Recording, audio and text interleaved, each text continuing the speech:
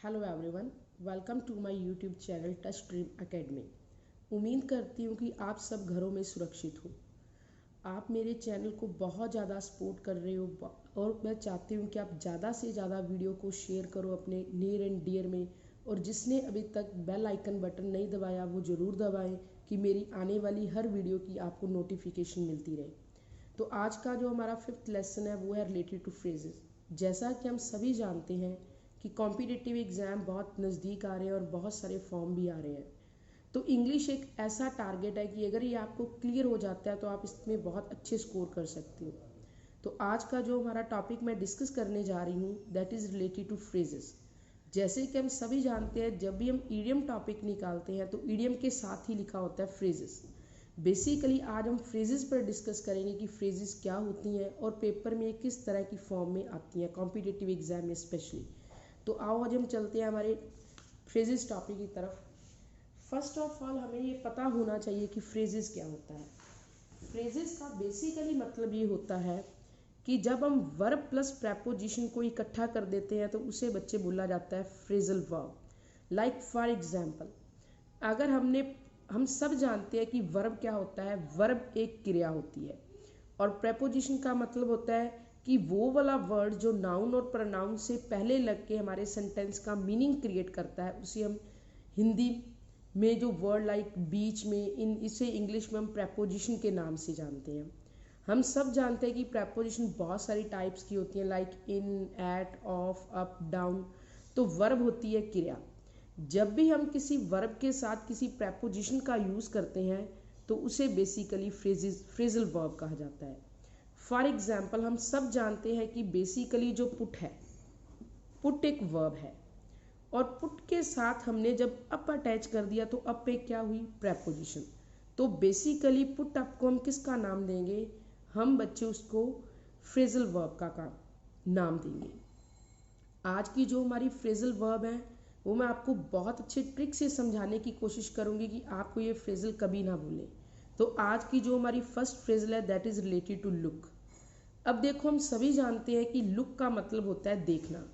और देखो, मैंने हर लुक के साथ एक एक प्रेपोजिशन को अटैच किया है और जब भी हमने इसके साथ प्रेपोजिशन को अटैच किया तो इसने किसका काम किया, इसने फ्रेजेस का काम किया।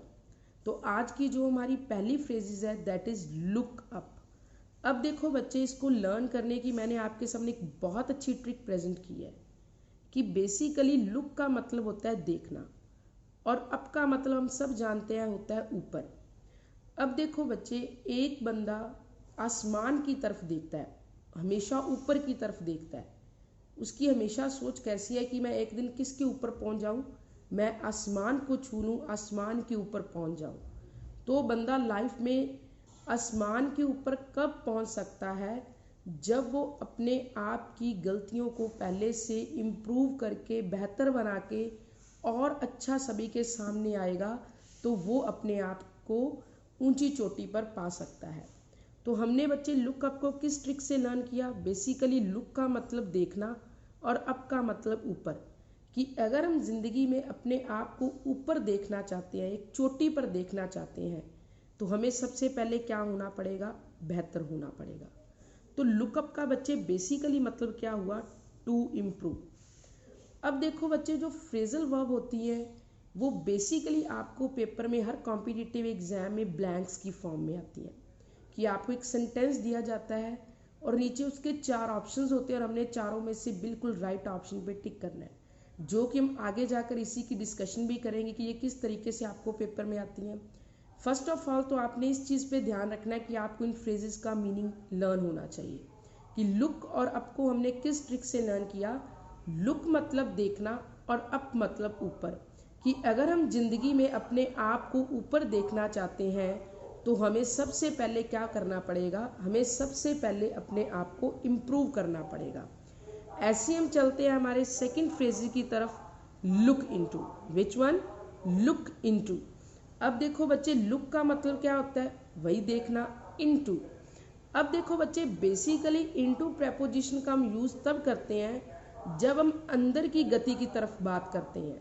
सपोज मैं आपकी एग्जाम्पल दे के समझाती हूँ कि जैसे मैंने बोला कि the cat fell into the well, कि जो बिल्ली है वो नदी के बीच में गिर गई, कूद गई, जंप कर गई। तो कैसे गई? वो अंदर की गति की तरफ जाकर उसके बीच में गई।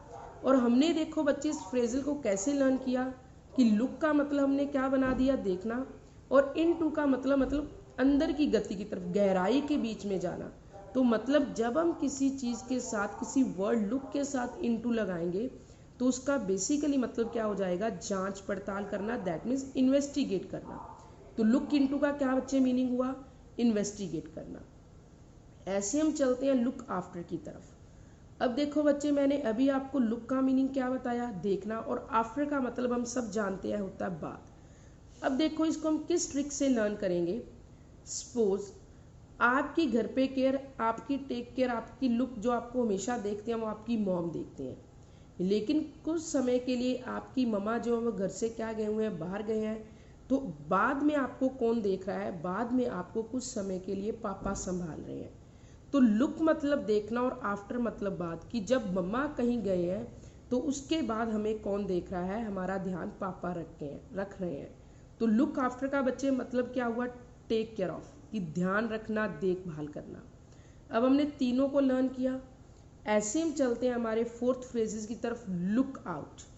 अब देखो बच्चे, लुक का मतलब वही सेम रहेगा, देखना, और आउट का मतलब होता है बाहर। अब सपोज बाहर अचानक से किसी चीज़ की आवाज़ आई तो हमने फटाफट कहाँ? खिड़की से झांक कर देखा, हमने बाहर देखा। तो दैट मीन्स हम क्या हो गए? हम सावधान हो गए, हम बीवेयर हो गए, हम वॉच आउट हो गए। तो बेसिकली लुक आउट का बच्चे मतलब होता है बीवेयर होना, सावधान होना। ऐसे हम चलते हैं हमारे फिफ्थ लुक वाले फ्रेजेस की तरफ की लुक फॉर। अब देखो बच्चे, लुक का मतलब वही देखना रहा, और फॉर प्रेपोजिशन का मतलब होता है लिए, कि आप किसी चीज़ के लिए कुछ देख रहे हो। तो मतलब आप क्या करना चाहते हो? आप उस चीज़ को खोजना चाहते हो, आप उस चीज़ को ट्राई टू फाइंड करना चाहते हो। ऐसे हम चलते हैं हमारे लास्ट लुक के फ्रेजेस की तरफ, लुक आफ्टर टू। अब देखो बच्चे, लुक का मतलब हम हर जगह देखना कर रहे हैं, और फॉरवर्ड का मतलब होता है आगे।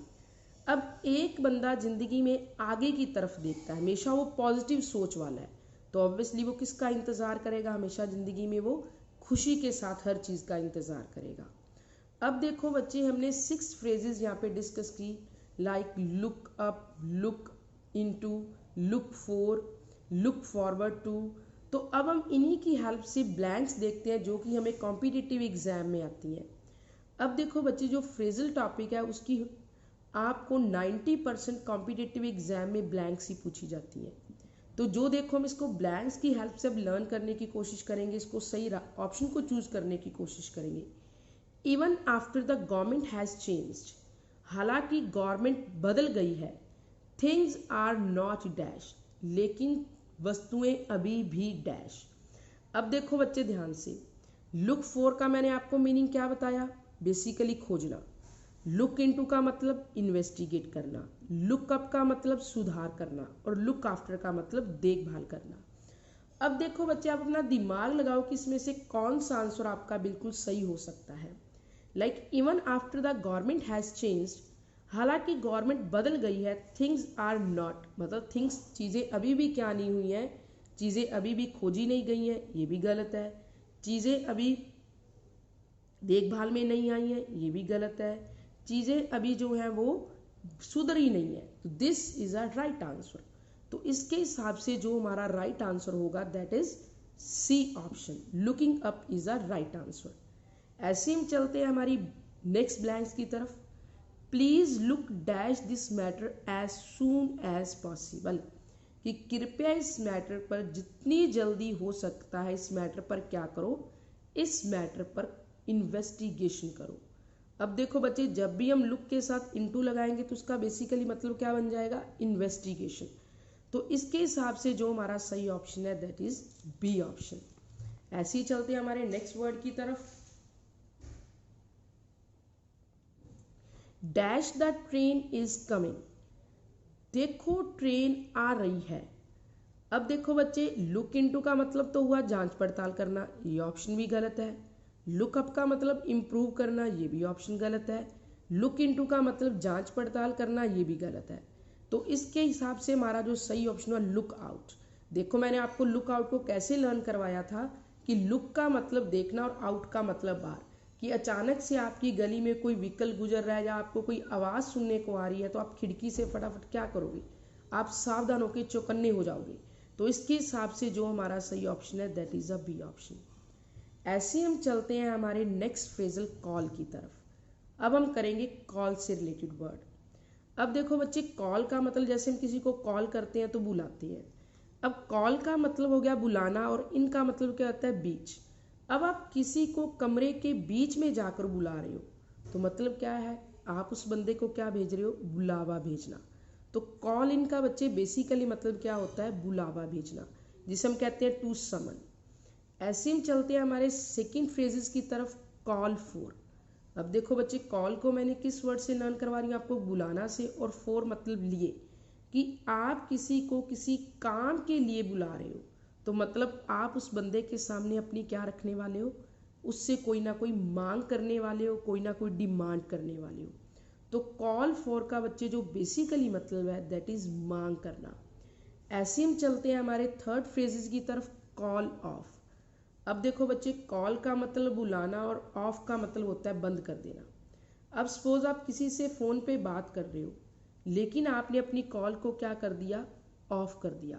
तो मतलब आपने उससे बात करने को कैंसिल कर दिया, कि उस ऑप्शन को कैंसिल कर दिया कि मैंने उस बंदे से बात नहीं करनी है, जिसे हम हिंदी में कहते हैं स्थगित करना।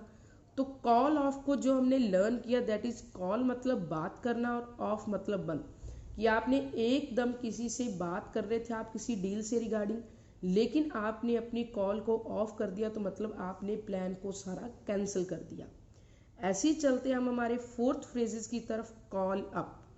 बहुत अच्छे एक ट्रिक से लर्न करेंगे कि कॉल मतलब फ़ोन, आपको किसी ने कॉल किया लेकिन आप कोई बात करने वाले थोड़ा भूल गए, आपने फटाफट कहाँ देखना शुरू कर दिया, आपने दीवारों के ऊपर देखना शुरू कर। अब का मतलब क्या होता है, ऊपर। तो आपने कहाँ देखना शुरू कर दिया, आपने दीवारों के ऊपर देखना शुरू कर दिया। तो मतलब क्या हुआ कि आप याद करने की कोशिश कर रहे हो, कुछ ना कुछ रिकॉल करने की कोशिश कर रहे हो। ऐसे ही चलते हैं हमारे नेक्स्ट फ्रेजेस की तरफ, फिफ्थ, कॉल एट। अब देखो बच्चे, में भी आपको इतनी तो नॉलेज होगी कि जो एट प्रपोजिशन है वो हमेशा जगह के लिए लगती है जब हम किसी प्लेस की बात करते हैं। लाइक अगर मैं कहूँ कि मेरा जन्म एक छोटे से गांव में हुआ है तो मैं किसी जगह की बात कर रही हूँ, तो मैं इंग्लिश में कैसे बोलूँगी, I was born at small village. कि जो एट है बच्चे, उसका बेसिकली एट का मतलब में, पर, और से बहुत होते हैं, लेकिन हम इस प्रपोजिशन का यूज़ कहाँ करते हैं, जब हम किसी चीज़ प्लेस की बात कर रहे हैं। अब देखो हमने इसको किस ट्रिक से लर्न किया कि कॉल का मतलब तो हमने बुलाना किया और एट का यूज़ हम किसके लिए कर रहे हैं, प्लेस के लिए, किसी जगह के लिए। तो बेसिकली जो कॉल एट है उस फ्रेजल का मतलब होता है किसी के घर, ऑफिस जाकर भेंट करना, मतलब टू विजिट अ प्लेस, किसी से किसी जगह पे जाकर मिलना। अब इसी से रिलेटेड हम कुछ ब्लैंक्स डिस्कस करते हैं, जैसे कि हमारी फर्स्ट है, this irresponsible behaviour dash strict action against her. अब देखो बच्चे ध्यान से, दिस इररिस्पॉन्सिबल बिहेवियर मतलब ये गैर जुम्मेवार वाला जो बिहेवियर है, डैश स्ट्रिक्ट एक्शन, उसने सख्त कानून लिए अगेंस्ट हर, उसके विरुद्ध। अब देखो बच्चे ध्यान से, मैंने आपको कॉल का मतलब क्या बताया था, बुलाने से लर्न कराया। फोर का मतलब क्या बताया, लिए, कि अब सपोज एक बंदे का जो बिहेवियर है वो बहुत ज़्यादा इररिस्पॉन्सिबल है, तो ऑब्वियसली हम उस बंदे को क्या करेंगे, उसको डिमांड करेंगे कि उसको बुलाओ और उस पर कोई स्ट्रिक्ट एक्शन लिया जाए। तो इसके हिसाब से बच्चे जो हमारे बाकी सारे ऑप्शन है that is not relevant, call for is a right option. ऐसे हम चलते हैं हमारी नेक्स्ट ब्लैंक्स की तरफ, द विक्टिम। अब विक्टिम कौन होते हैं, पीड़ित। ट्राइड कोशिश करना, the victim tried to dash the actual sequence of the incident but she couldn't. अब देखो जो पीड़ित है वो ट्राई कर रहे हैं कि वो एक्चुअल इंसिडेंट्स को क्या करें, ट्राई करें, लेकिन वो बट शी कुडंट, पर वो नहीं कर सके। दैट मीन्स क्या, हमने किस वर्ड से याद किया कि वो उससे याद करने की कोशिश कर रहे हैं लेकिन वो नहीं कर सकी। तो अब याद करना के लिए मैंने आपको कौन सा वर्ड बताया था, कॉल अप। कि सपोज आपको किसी ने कॉल किया लेकिन आप बात करते करते भूल गए, तो आपने क्या किया, आपने दीवारों के ऊपर देखना शुरू कर दिया। तो आप क्यों देख रहे हो? क्योंकि आप उस चीज़ को याद करने की कोशिश कर रहे हो।